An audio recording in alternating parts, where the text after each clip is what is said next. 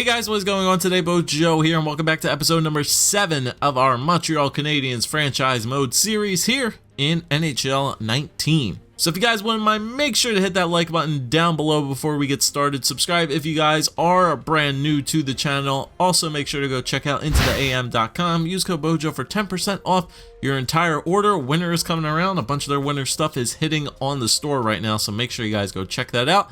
Use my code and it helps me out a good bit. But we're going to continue along with the series. I'm having a lot of fun with this series, actually. As you guys can probably see from the channel, this is kind of the only video that's been coming out lately. I'm trying to figure out some other stuff to do, obviously in other game modes in the game. Trying to figure out some more Hockey Ultimate Team stuff to bring out to you guys. If I ever get points for doing pack openings, I will definitely make sure to make videos for you guys on that. But for right now, we're having fun with franchise mode, so we're going to continue along with it. So we're at the start of year number 2 with this Montreal Canadiens team, hoping that we are going to be a pretty crappy team once again. But before we continue, let's go to the comments section down below, because last episode we basically went through free agency and we did a bunch of signings, and we also redid a bunch of our team as well as scouts and pretty much moving players around. So let me show you guys just a quick little overview of what we did in free agency, who we ended up grabbing.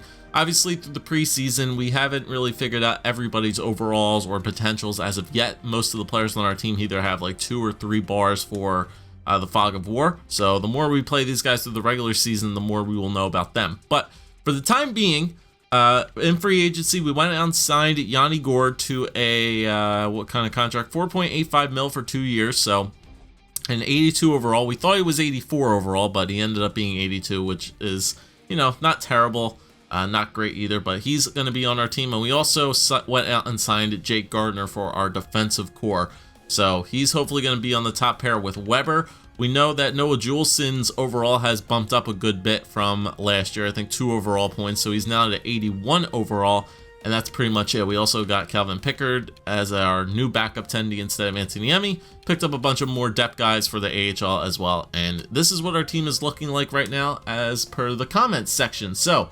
Pauli Nieminen, sorry, you sound like a Finnish name, so I am very sorry if I get that wrong, but put Domi at center since he has better faceoffs than Drouin, I believe. Also put the 3 Finnish guys together. So I believe I've done that, right? Yanni Gourde is not Finnish. I think he wanted Lehkonen, who's Finnish. I think he wanted Kakaniemi, who's Finnish. And then is Sherbak Finnish? Sherbak's Russian. Who else is Finnish on this team? Is it Armia? Armia is Finnish. Okay, so that's what he wanted. He wanted Lehkonen, Kakaniemi, and Joel Armia to play together so you can have a 3-way Finnish line. But I believe the other comment down here was from Little Pimp. He said, you should put Mete and Juulsen in the second pair, then put Sherbak with Kakaniemi and Gourde, and you'll be okay. So I think I'm going to go for that comment a little bit better, because I want 2 really good players playing with Kakaniemi, because apparently he's a 2-way forward now and not a playmaker like I originally thought he was, so that's weird. But in any case, we want somebody who could score goals. Sherbak definitely has that ability to score goals. Unlike last year, he didn't really get out to the greatest of starts, but hopefully if we put him with 2 decent players, he might be able to get it done. Yanni Gourde obviously had a pretty decent year last year. He had 50 or 30 points in 82 games with Tampa. I don't know where he was playing on Tampa, but still, hopefully he'll be able to work it on that second pair. And Lehkonen's going to go down there with Danault and Armia, and we move Max Domi to the center, because for right now, even though we don't know all the Fog of War stats, it seems as if though Max Domi has a better face-off rating than Jonathan Drouin does, so we're going to move Drouin back to the wing. I'm not going to change his position to wing just yet. Maybe down the road we'll actually change his position back to a winger if we start to build up that center position like we have, and Gallagher's still going to be there on the right side. And then I did make that switch for defense. We're going to have Mete and Juulsen on the second pair. Grzelcyk and Schlemko will be on the bottom pair. Gardiner and Webber will be down there. And then the scratch guys, obviously we have Mike Riley and Klaus Dahlbeck for defensive replacements. And then we also have Nicolas Delorier, who's our forward fill-in for right now. I would like to have 2 extra forwards up there, but for right now, I guess the 2 extra defensemen will have to suffice for the time being. As far as all the other comments go, it's just a lot of the more trade price and Webber comments that are definitely going to be popping up. I'll see what I can do this year. I had to edit my trading block again because I believe there is a glitch in franchise mode at the current moment where your trading block seems to fix itself, or the game likes to reset it a lot. So I have to make sure I check on that every now and then, because it did reset it at the beginning of free agency and I didn't notice. So maybe that's the reason I wasn't getting many trades. Actually, at the beginning of the season, it changed itself again. So I had to rechange it back so that Price and Webber are on the block, and hopefully we'll get offers from them. As far as our AHL team goes, this is what the team is looking like now. I just made a couple of substitutions to the bottom pair. So Pekka, Vademo, Bitten, and Yolanen are now in the lineup. But once again, all we really have to worry about is Paling, Senyshyn, and Jacob Zaboral on defense pretty much for our AHL team. Legacy and McNiven are the goaltenders. So nothing really else there with the AHL team. We're just working on the NHL squad. And I think that's it. I did the scouting off camera for you guys, so all the scouts should be kind of just doing their like pre-scouting, I guess you could say, for like the first 2 months that I have them set up, and 2 months from now I'll, you know, start to do a little bit more specific scouting. But I believe we're ready to get simming with this regular season to start things off with this squad. So we have the first home opener against the Toronto Maple Leafs. So let's take it. Let's go a month. Let's see if we know some more Fog of War stats on this team after a month of simulating here, and then we'll take a look at our team and see if we actually know more about the team in regards to like overalls and potentials of some of our players. But once again, I expect our team to not be all too great this year. As you guys can tell, we're starting off 1-3 to begin the year. Jake Gardiner, herniated disc. He's out till January. God damn it, Jake. Wow, that's a huge blow. That is a huge blow. He is out for at least 2-3 months with an injury, herniated disc. Wow. So 4 or 5 games into the regular season, and Jake Gardiner is now injured. So replace the player. Mike Riley and Klaus Dahlbeck will be getting themselves in there. And wow, that's a huge blow to start the season. That's actually a really, really huge injury to start the year off. But as you guys can see, the scouting early look here is looking like Ariel Boyce, who looks like a creative player. This guy is somebody we will definitely be trying to grab, Alexis Lafreniere. So we'll have to see how good both of these guys can get. Obviously, our scouts will do the best they can, but losing Jake Gardiner is actually a really, really huge blow, because our defense kind of needed Jake Gardiner really, really badly. And off to the start we're at, 2-6. Yeah, this might be a bad year. Okay, so I'm glad I put the extra defenseman up here, because now Slumko's out with a pulled groin, November 6th. So he'll be back in a couple, like 2 weeks, but still, 2-7. Yeah, our team is not good. This Habs team is not good at all. All right, 2-8-1. Yeesh. Oh man. Well, Duren's playing good. He's got 10 points in 11 games, 6 goals.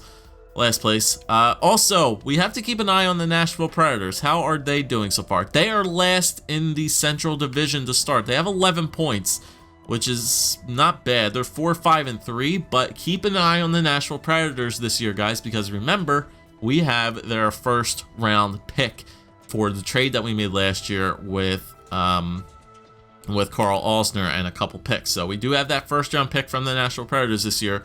So we got to make sure that we keep an eye on them throughout the regular season. So let's go take a look at our lines now and see if we know anything more about these guys. Okay, so we got 4 bars on most players now. Jonathan Drouin's actually an 86 now, which is incredible.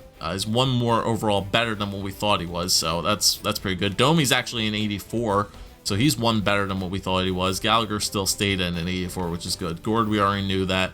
He was an 82. Kakaniemi is technically a 79.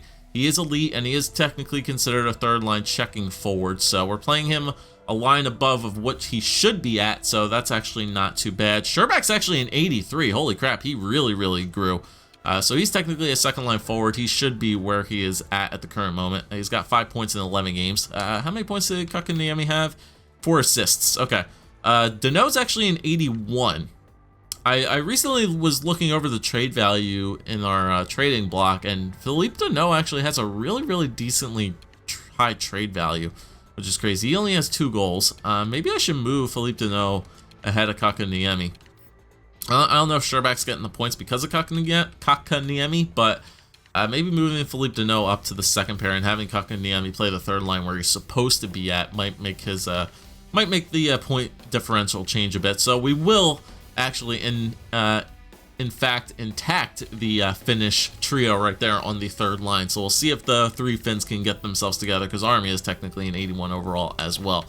Byron's a 78, Hudon's a 79, and then Andrew Shaw is actually an 80, so he's one better than what we thought he was too. So that's what the top line is looking, or our forward core is looking like right now. Defensively, we still don't know anything about Riley yet. Okay, so Shay Webber is actually an 86, so he is starting to digress. So if we're not going to be a good team this year, this is the year we trade Shay Webber 110%. Webber definitely needs to go right now, because the more that he goes through, the quicker he ages, the lower overall he's going to get. It's going to be bad news bears pretty much for our entire team. So I think we got to figure out a way to trade Shay Webber this year at the trade deadline 110%.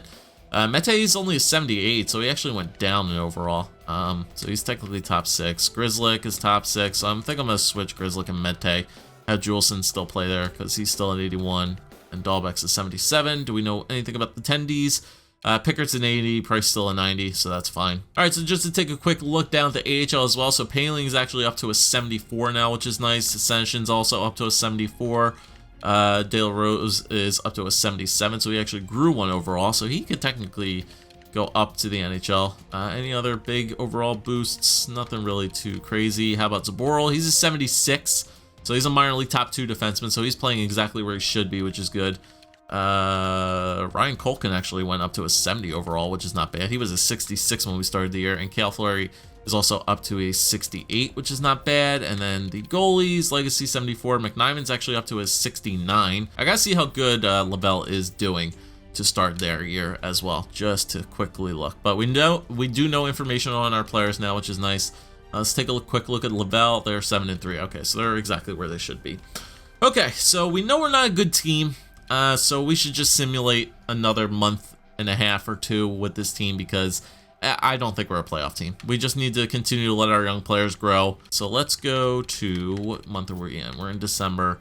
November, I would like to go to maybe January to try to get Jake Gardner back. So let's go to like the end of January here, see how much simming we could get done. Schlumko is available to play in the team's next game. Good, so I'll just do that real quick. Yeah, so this Habs team is not doing well at all.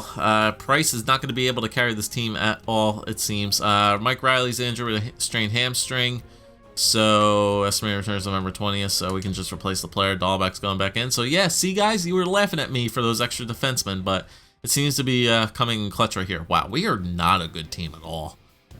We are like really, really, really not a good team. We're actually really, really bad. We're actually like super, super bad, it seems.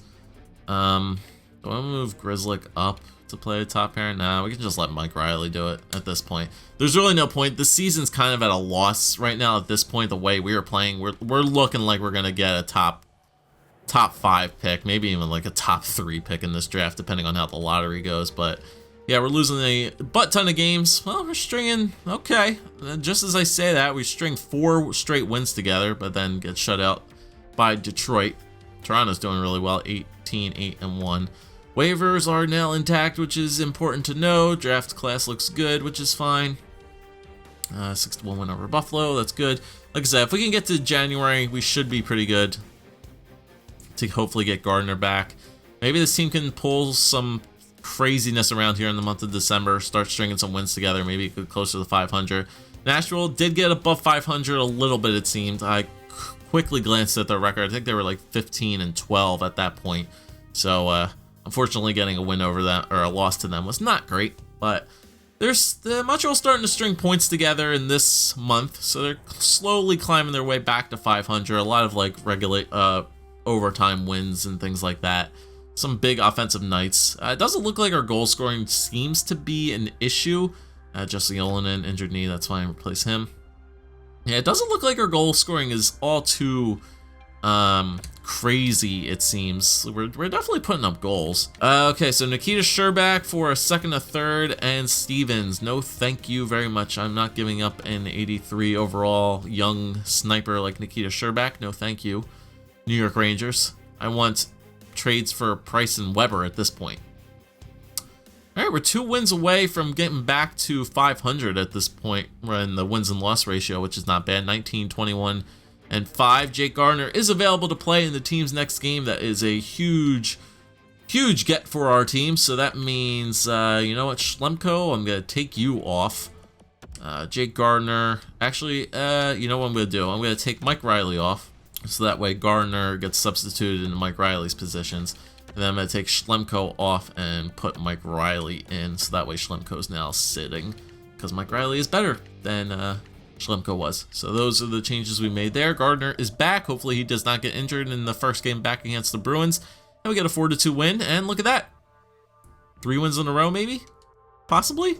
With Jake Gardiner coming back to the lineup when we're above 500. 22, 21, and 5. Alright, so it looked like a lost season. And now it doesn't look like a lost season. Could maybe getting Jake Gardiner back? No, not really. 22, 22, and 5. Yeah, we're like a 500 team hovering around there. Trade deadline is a couple of weeks away. And still no trades yet from any team on Price or Webber.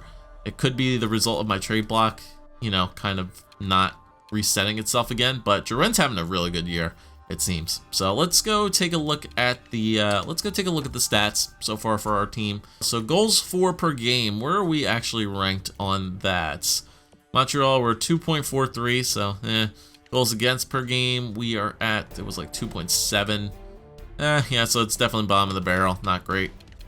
Power play percentage, are we good on the power play? 14.8.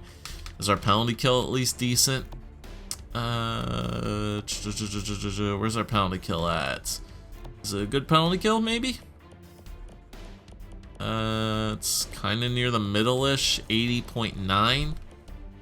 Yeah, that's kind of in the middle. Penalty kill's in the middle, which is not bad. So our power play kind of sucks. Our goals for and our goals against kind of suck, but we're doing it in the middle. Oh, let's take a look at where Nashville is at. Nashville. In the entire Western Conference, Nashville Predators are... they're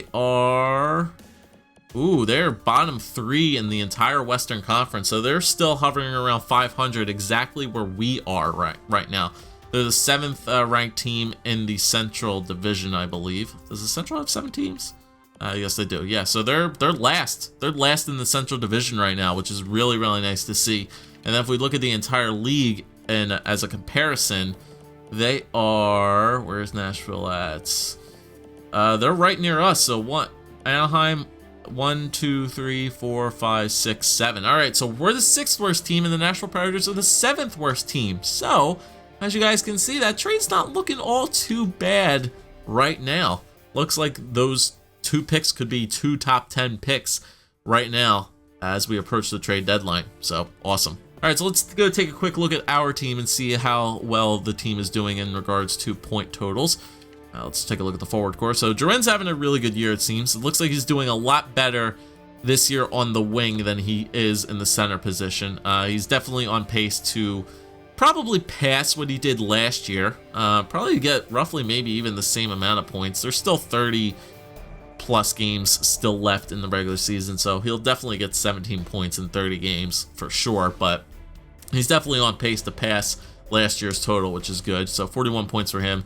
Domi has 38, Gallagher is 35, Gord 28, Sherbak 24, only 8 goals from him. Definitely want him to get more goals. Kakaniemi has 23, Philippe Deneau 21, Andrew Shaw 21, Armia 19, Houdon 17, Paul Byron with 14, and Arturi Lehkonen with 9. So it doesn't look like that Finnish group is getting it done there on the third line. I think Armia had 45 points last year, but he was playing second line time, so interesting to see there. So let's go take a look at the defenseman, then maybe I'll move my players around a bit. Weber with 19 points, he's still at 86. Yep.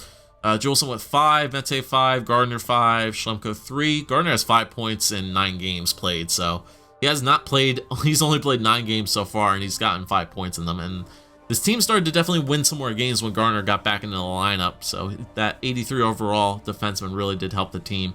Schlemko with 3, Grizzlick and Riley both have 2. Dahlbeck had nothing in 5 games played. And then how's Price doing? Save percentage of .917, 2.5 G goals against. Pickard's 7-7-1, so Pickard's kind of, staying 500 at least. 5 shutouts for Price, though, in his 15 wins. LaBelle is 24, 10, and 9, so I definitely do not need to touch that team at all. They're second place in the North Division, so we definitely don't need to touch them at all. Let's just edit up our lines just a little bit.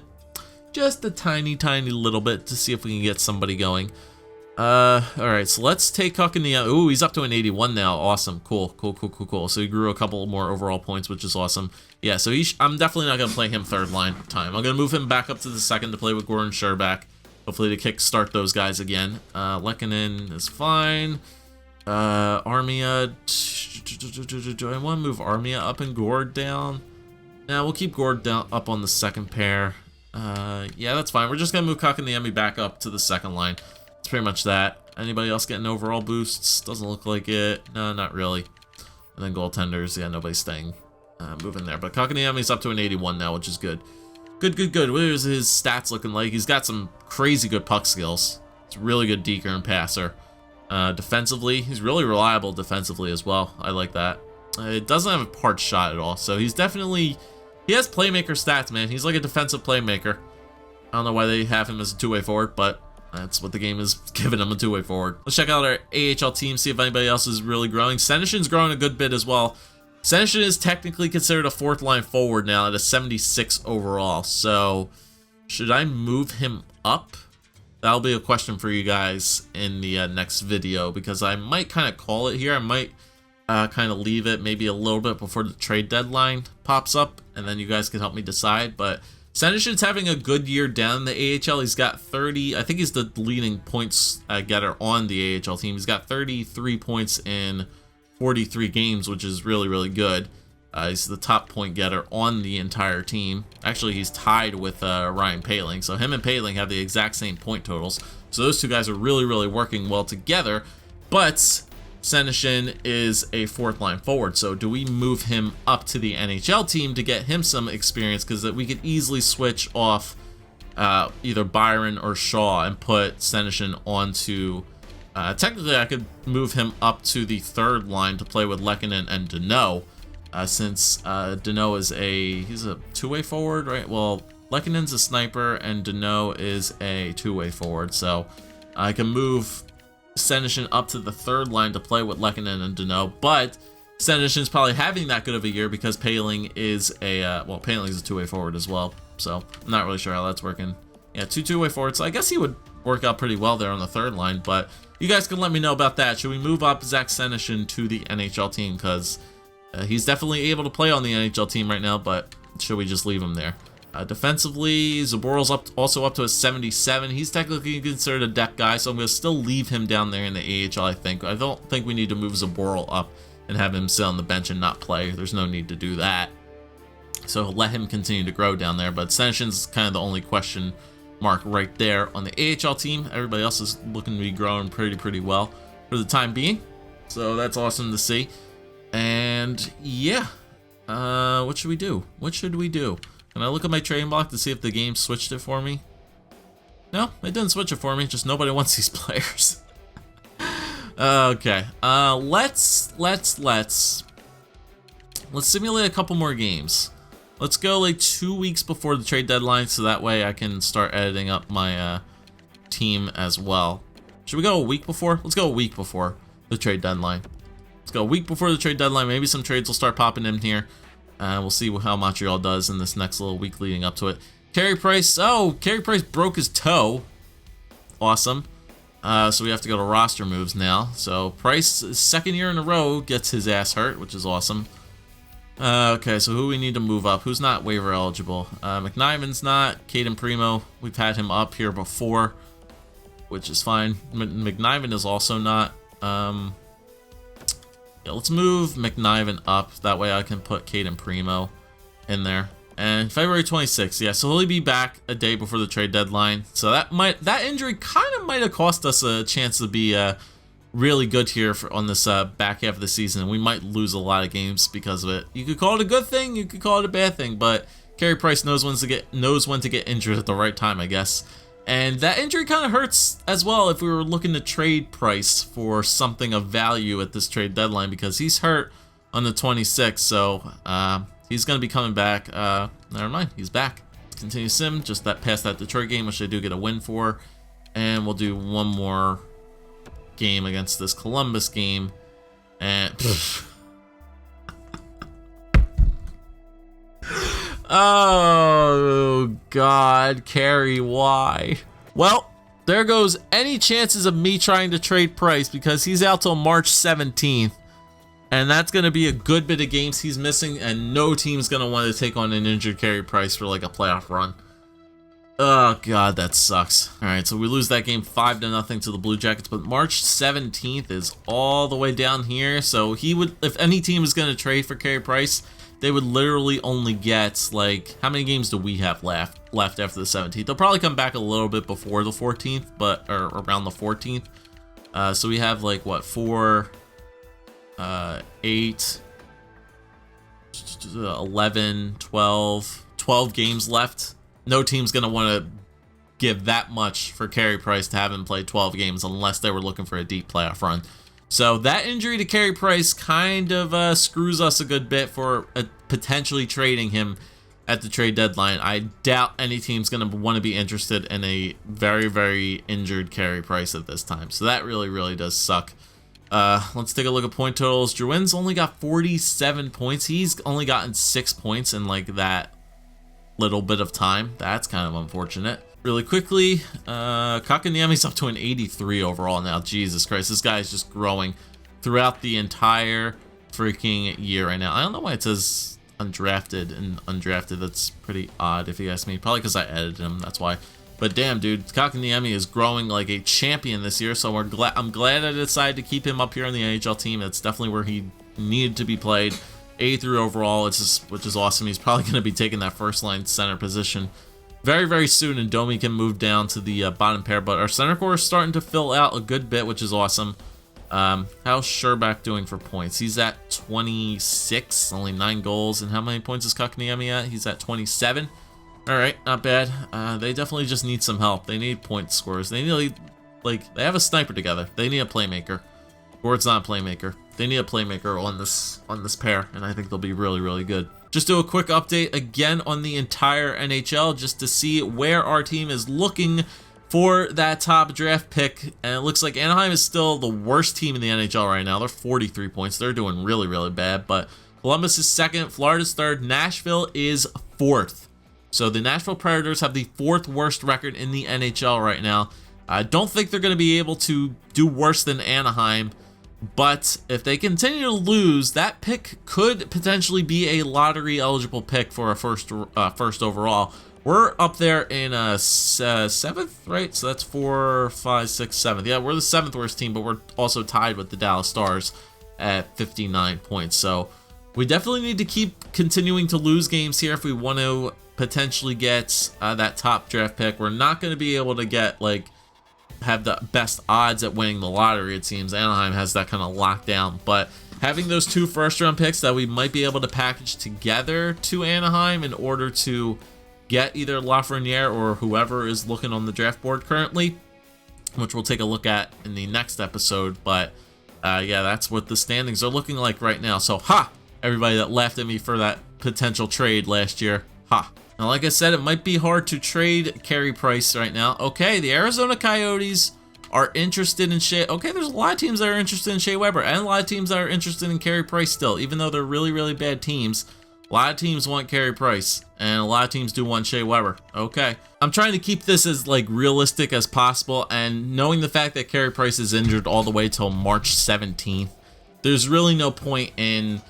A team would not trade an injured goaltender like that. There's some parts of this series that I want to have, you know, unrealistic, but then there's other parts where I definitely want to make it realistic. So I think that should stay. I don't think we should trade Price. You guys can let me know in the comments section down below if you think we shouldn't or should trade Carey Price because of the injury that he has right now. You guys can leave that down below. But there are some teams that are interested in Shay Webber. So Arizona is looking like a contender, so they definitely want to grab Shay Webber.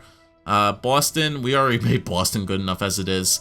We can continue to grab picks from them, but trading within our division for this, I don't think is a good idea. We definitely want to send Shay Webber to probably the Western Conference. So Arizona would be a decent team. They have a good record. I don't know if they would have the salary cap to take on Webber, so we would definitely need to take cap back from them. But Arizona would be a decent team. We'll take a look at other teams that are interested in Shay Webber that have good records.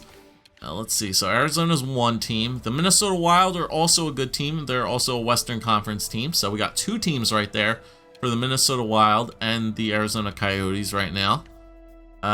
Philly's looking like a champion status right now. I know they have really good defensive prospects. You know, they're in our division, they're in our conference, but I wouldn't be against it just because I know Philadelphia has very, very good defensive prospects at the current moment. So, same thing with Pittsburgh.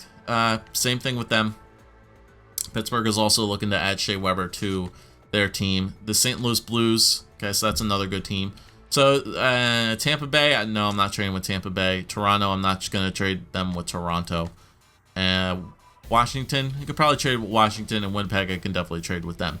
So, as far as like Western Conference teams that we could send Shay Webber off to, the Arizona Coyotes are one, the Minnesota Wild are another, and the who was it? The St. Louis Blues and the Winnipeg Jets are kind of like Western Conference contender teams with very good records that could definitely use Shay Webber's help, and we could get him out of the Eastern Conference and off to the West. So those are some teams that you can definitely look into. I still have a bit of time here, so I could just briefly take a look at prospects that I could potentially get. So let me take a look at Shay Webber's trade value at the current moment. So Shay Webber's trade value roughly between the R and the A right there. We're definitely going to have to take Cat back from this Arizona Coyotes team if we were to make trades with them, but I would only assume that I would probably get a draft pick and then maybe like a top prospect in return for these guys. So I would definitely take like a first round pick from Arizona and then at least like a defensive prospect back. Since I'm trading a defenseman, I would want to get a defenseman back. You know, giving me Jacob Chikrin honestly would not be terrible. He's got a really, really decent contract. 82 overall. Just looking at some players that I could definitely grab just briefly. Like Jacob Chikrin, I could easily grab him for Shay Webber. Can't get OEL, unfortunately, but Chikrin would be an awesome addition if I could grab him and a first-round pick and maybe something else too. So that's a pretty good look there right now for defensemen, because I don't think I'm going to look at forwards all too much, to be honest. Like I don't think there's anybody else who I could like really grab, to be honest. Like maybe like a Christian Fisher, something like that, Lawson Krause, Nick Merkley, players like that. But if I'm trading a defenseman like Shay Webber, I would want to get a defenseman back, and we need more defensive help than we need forward help at the current moment. At least I think so, because our defense is going to be so weak without Webber that we're going to need immediate defensive help. So that's kind of what I think I would look for: a roster defenseman, a prospect defenseman, and a draft pick in return for Shay Webber. Hopefully I would be able to get all that, but getting Chikrin back for Shay Webber would be a really nice get for our team from Arizona. Who else was interested in him? Was Buffalo? No, Buffalo wasn't. Boston was, but I'm not going to trade with the Bruins. That would not make sense. We already made the trade with them for Pacioretty, but still, there's no reason to get that. Minnesota, who would I get from you? Yeah, let's trade Webber for Suter. That seems like a good idea. I don't think Minnesota has that good of a defensive prospect pool that I would want to trade Webber to. Their defense is it's already kind of like good enough as it is. You have Dumba, Suter, and Spurgeon, so those are three really good defensemen right there. I can't take Dumba. He already has like a really high trade value, and Brodin's not as good as what he used to be. So we really can't make a trade with Minnesota, it seems, for a defenseman, which is kind of what I want in the deal. So I think Minnesota's kind of off the table for right now, but you guys can let me know otherwise if you think. I'll just briefly look at Philly, though. I mean, I can't get Provorov or Ghost, which is unfortunate. Sanheim's not progressing all too quickly, is he? Wow, he's only a 76 and we know him. We know he's a 76? Damn, he's not progressing well at all. None of their like defensive prospects are. Like 223-year-olds. Who is this guy? Larson. This is a draft pick? That's Jacob Larson. There's no way he's that good. Yeah, I don't know. Philly is interesting because it doesn't look like they have that good of a defensive pool anymore. Their prospects are not progressing as good as I thought they would be. I mean, they're 3 stars, or they're 3 bars on Fog of War, but they're not as good as I thought they would be. Maybe they're a little bit better than that, but like 23, I would think that like Myers, Haig, and Sanheim would be a lot better than that. Provorov and Ghost are amazing, and I obviously can't get either of those guys, but still, it looks like Arizona is so far looks like the best bang for our buck right now. Pittsburgh, like I could get Chris Letang, but that really doesn't like solve anything, to be honest. Mata, maybe. He's 25. He's kind of like in his prime already. I don't know how good he could potentially get. It doesn't look like they have any like really good defensive prospects right now. Dumoulin, I mean, he's already 28, so he's not going to get any better. Colton Parayko would be nice. They have not signed Jordan Schmaltz at all this year. Really? Damn, he's elite. We don't know much about him, but he's 26. Siegenthaler is also 22 years old. Jonas Siegenthaler's low elite. Looks like they have some pretty good defense prospects. Vince Dunn would be a nice get for our team as well. Yeah, so like maybe like Vince Dunn, something else. I could probably get like a Schmaltz, a Siegenthaler, and a Vince Dunn for like, and a pick for Webber. And honestly, I could get like 3 defensemen, a pick, and maybe even a forward for Webber if I wanted to do that trade with St. Louis. Obviously, I would need to take Cap back in this deal or retain Cap. I feel like in any instance of this trade, I'm going to have to either retain Cap on Webber or take a shitty contract back in return in order to make these trades go through. So St. Louis has some interesting additions that I could look at for their team. Like Parayko would be honestly a really huge get for our team as well. Same overall, but obviously way younger and still has a year of potential to get better. But that would almost be like a 1-for-1 kind of deal, trading Webber for Parayko. Tampa, I mean, I don't want to trade in the division, but if I did, like a Sergachev would be nice. A Cal Foote would be pretty nice. Toronto, I mean, I don't think I would, but they don't really have great defense as it is. Like Zaitsev would be like honestly the only person. Liljegren is already amazingly good. All their really good defensemen are already high overall. Tikhonov is out with an injury. As far as Washington goes, like a Madison Bowey would probably be the best thing to look at, or a Christian Juice, but he's already like 25. Madison Bowey would probably be like the best thing there from Washington for Webber if we wanted to look that way. So that's honestly there. And then if we wanted to take a last look here at Winnipeg, Trouba.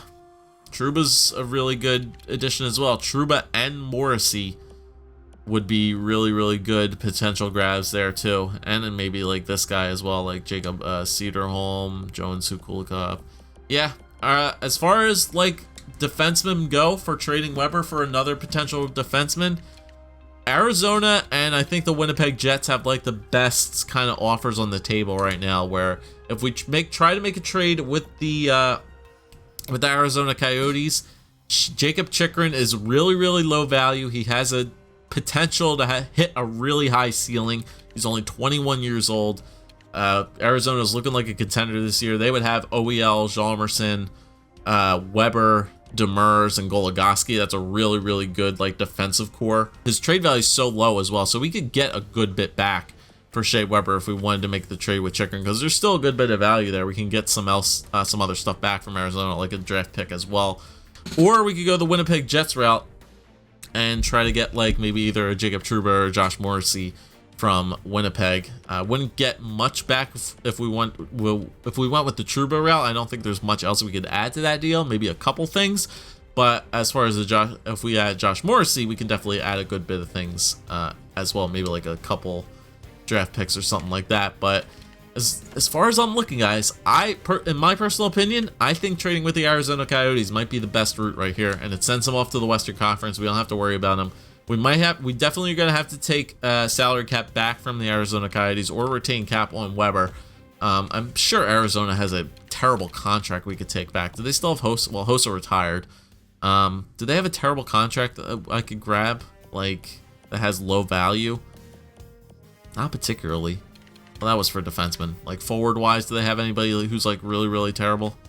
What's the weakest cap hit? Grabner, 3.3 for 2 years.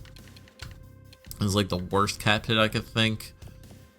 Yeah, it's kind of like the worst cap hit right now that they have at the current moment. Like, goaltender-wise. Yeah, nothing really else I could think to grab back. So I'm sure I could find a way to make a trade work with Arizona, but in my opinion, that's the best way to do that. I think Arizona makes the most sense, guys, because if we look at where they are ranked as well, they're second in the Pacific Division, kind of fighting with some other teams to make a run at a deep playoff run there. Adding Shay Webber to their team would really, really bolster that team up. Because if we don't move Shay Webber this year, it's going to be really, really bad for us. He's going to continue to digress, and we're going to be left with nothing, and his value is just going to plummet. So pretty much a lot of stuff for you guys to leave in the comment section down below. So in review, Webber deal. Where should he go? What team? What's the best thing that we could get back for him? The Carey Price situation. Is it realistic to trade him or not, considering he has an injury?